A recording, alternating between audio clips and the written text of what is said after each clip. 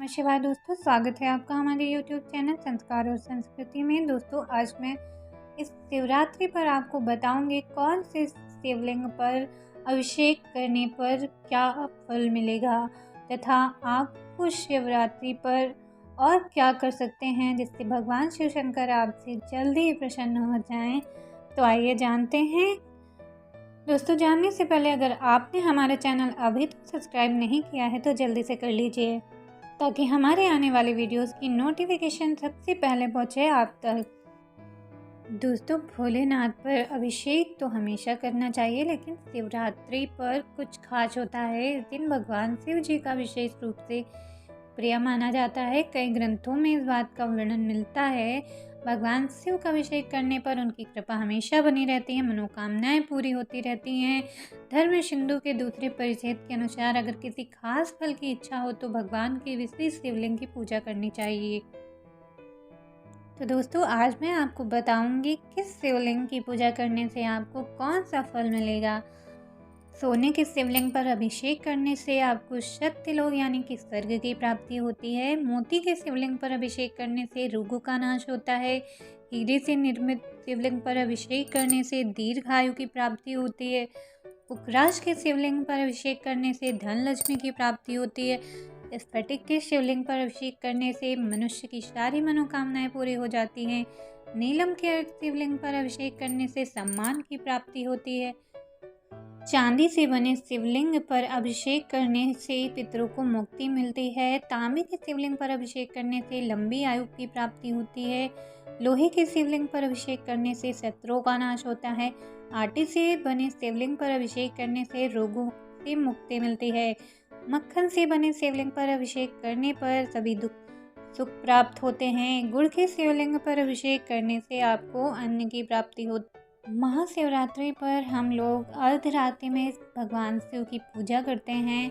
इसके बारे में आपको स्कंद पुराण में लिखा है कि फाल्गुन कृष्ण चतुर्दशी को निशभ्रमंति भूतानि शक्त्या शूलभृद यथा अतशम चतुर्दश्याम सत्याम तत्पूजनम भवेत्।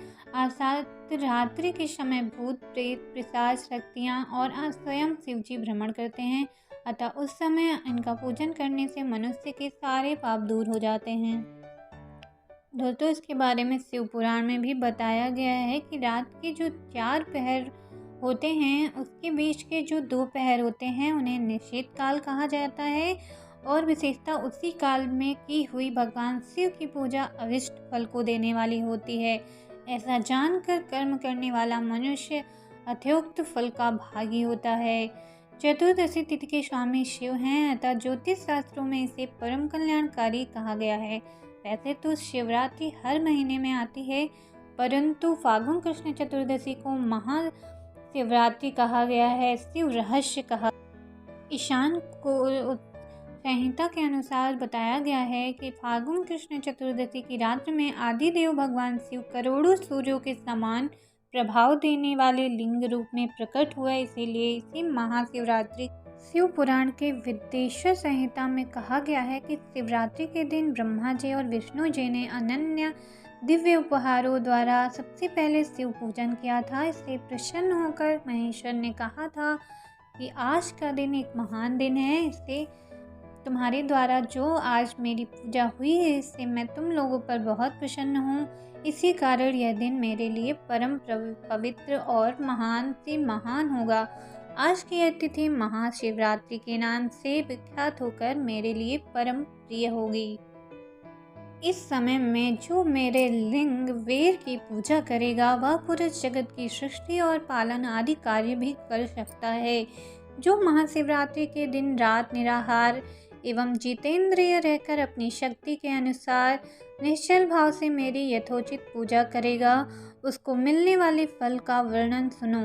1 वर्ष तक निरंतर मेरी पूजा करने पर जो फल मिलता है वह सारा केवल महाशिवरात्रि को मेरा पूजन करने से मनुष्य तत्काल ही प्राप्त कर लेता है। जैसे पूर्ण चंद्रमा का उदय समुद्र की वृद्धि का अवसर है, उसी प्रकार यह महाशिवरात्रि तिथि मेरे धर्म की वृद्धि का समय होता है। इस तिथि में मेरी स्थापना आदि का मंगलमय उत्सव होना चाहिए। तिथि तत्व के अनुसार शिव को प्रसन्न करने के लिए महाशिवरात्रि पर उपवास रखने की प्रधानता और प्रमुखता बताई गई है, क्योंकि भगवान शंकर ने खुद बताया है कि ना स्नानेन ना वस्त्रेण ना धूपेन ना चाचा तुष्यामि ना तथा पुष्पैर्थ तत्रोपासता। मैं उस तिथि पर ना तो स्नान, ना वस्त्रों, ना धूप, ना पूजा, ना पुष्पों से उतना प्रसन्न होता हूँ जितना कि उपवास से। स्कंद पुराण में बताया गया है कि चाहे सागर सूख जाए, चाहे हिमालय भी क्षय को प्राप्त हो जाए, मंदिर विंध्यादि पर्वत भी विचलित हो जाए, पर शिव व्रत कभी निष्फल नहीं हो सकता है। इसका फल हमें अवश्य मिलता है। स्कंद पुराण में आपको ये भी मिलता है कि शिवरात्रि का व्रत परात्पर यानी कि सर्वश्रेष्ठ माना गया है। इससे बढ़कर श्रेष्ठ कुछ भी नहीं है। जो जीव इस रात्रि में त्रिभुवनपति भगवान महादेव की भक्ति पूर्वक पूजा नहीं करता है, वह अवश्य सहस्त्र वर्षों तक जन्म चक्रों में घूमता रहता है।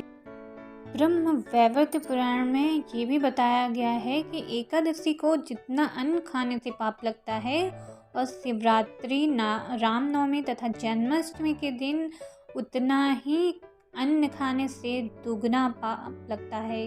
अतः महाशिवरात्रि का व्रत करना अनिवार्य माना गया है।